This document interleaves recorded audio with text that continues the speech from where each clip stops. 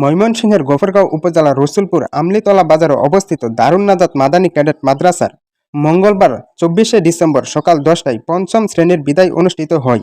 অনুষ্ঠানের মাদ্রাসার সভাপতি মৌলভী মফিজ উদ্দিনের সভাপতিত্বে বিদায় অনুষ্ঠানে উপস্থিত ছিলেন মাদ্রাসার পরিচালক মাওলানা হাবিবুর রহমান সহ অত্র মাদ্রাসার শিক্ষকগণ এবং অভিভাবক এলাকার মান্যগণ্য ব্যক্তিবর্গ। বিদায়ী পাঠ করেন অত্র মাদ্রাসার ছাত্রছাত্রী। সে সময় দারুন নাজাত মাদানী ক্যাডেট মাদ্রাসার মুহতামিম মাওলানা হাবিবুর রহমানকে শিক্ষার্থীদের পক্ষ থেকে গিফট প্রদান করা হয়।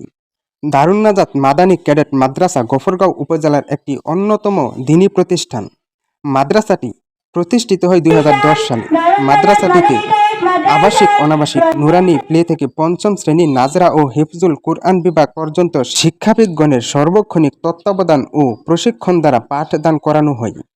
আরবির পাশাপাশি বাংলা, অঙ্ক ও ইংরেজিতে সমান পারদর্শী করতে বিশেষ পরিচর্যা আরবি, বাংলা ও ইংরেজি হস্তলিপি সুন্দর ও আকর্ষণীয় করার প্রতি গুরুত্বারোপ করা হয়। কোলাহল মুক্ত, সুন্দর ও মনোরম পরিবেশে দারুন নাজাত মাদানী ক্যাডেট মাদ্রাসাটি অবস্থিত।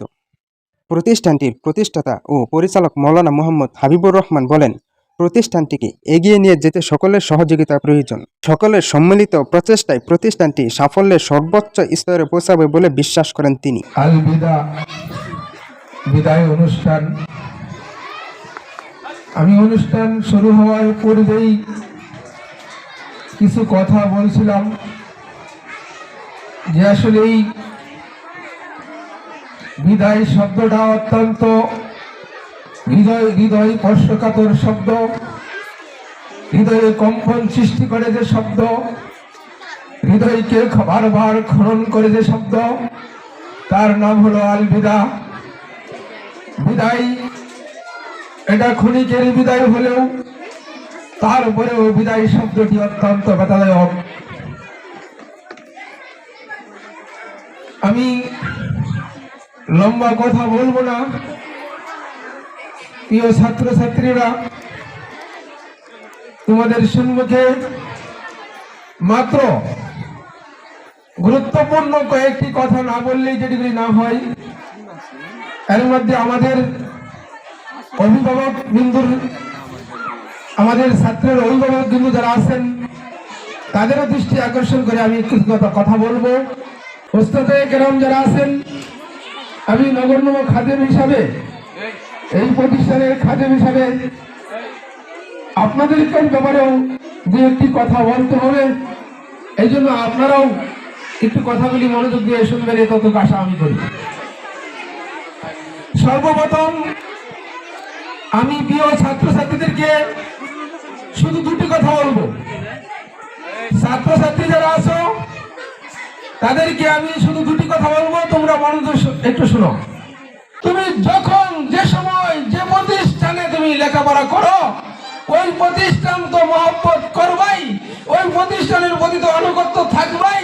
যেখান থেকে তুমি শুরু করছো শেষ পর্যন্ত সমস্ত প্রতিষ্ঠানগুলিকে তোমার অন্তর দিয়া পৃথিবীর শ্রেষ্ঠতম মহব্বত তোমার স্থাপন করতে হবে।